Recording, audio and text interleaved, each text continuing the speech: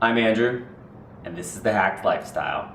Well, it's completely appropriate that the first product I would bring you is one that I've owned for 3+ years, easily something that I get more use out of than most everything else in my life, other than, maybe my car and some eating utensils. It's the SodaStream. SodaStream, if you're not familiar with it, is a product where you take tap water and you add CO2 to it. You can stop there and have sparkling water or seltzer, however you call it, depending on what part of the country you live in. Or you can continue and add different flavorings to make colas, other types of soda, or maybe just lime juice to have a little bit of something a little fresher. So this model is called the Penguin because it looks like a penguin. The CO2 cartridge goes here in the back and screws in. Nothing scary there, it doesn't pop or anything the first time you do it. I was a little nervous about that when I first got it home. This, as well as one other model, come with a glass carafe. Comes up a little bit like a spaceship, which I can't say that I hate. I like the glass carafe because you can put it in the dishwasher. There are some less expensive models that come with the ability to accommodate plastic bottles, which go in the dishwasher.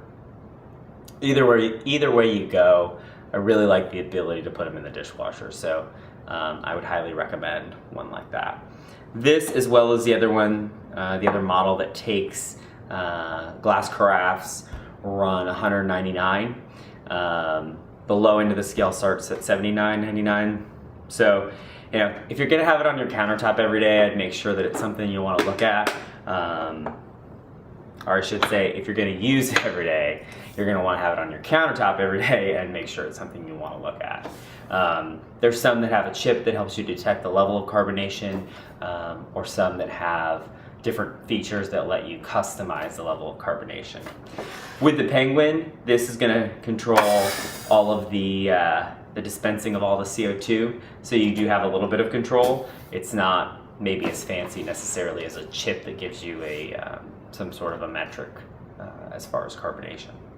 So, before I continue talking your head off, let's go ahead and use it. So, we'll grab some cold water from the refrigerator. I like to start with cold water. There, I don't have to worry about ice. Go ahead, and all of these bottles are going to have fill lines, so we're going to go ahead and fill it up. Hope we don't spill any on the countertop. Oops, spilled a little bit there. So once we have it filled to its fill level, we will put it into the SodaStream. Now, depending on your intended purpose, all of them are going to make a noise at a certain point. So push the lever once, push it again, you're going to hear that whistle. That means it's carbonated. Now, if you're going to either drink it as a sparkling water, or add a non-cola syrup, then you'd stop there. If you're going to add cola, you need to do a couple more whistles, because it's the cola additive is going to inhibit some of the carbonation.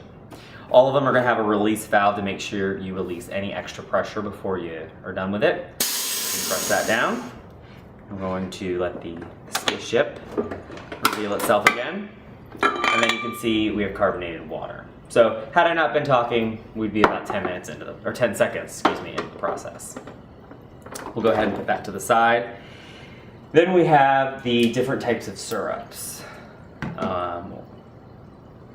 For instance, I have Diet Orange, Diet Cola, Diet Energy, ching ching, we're in the savings there, Diet Cherry Cola, Diet Lemon Lime, and Diet Dr. Pepper.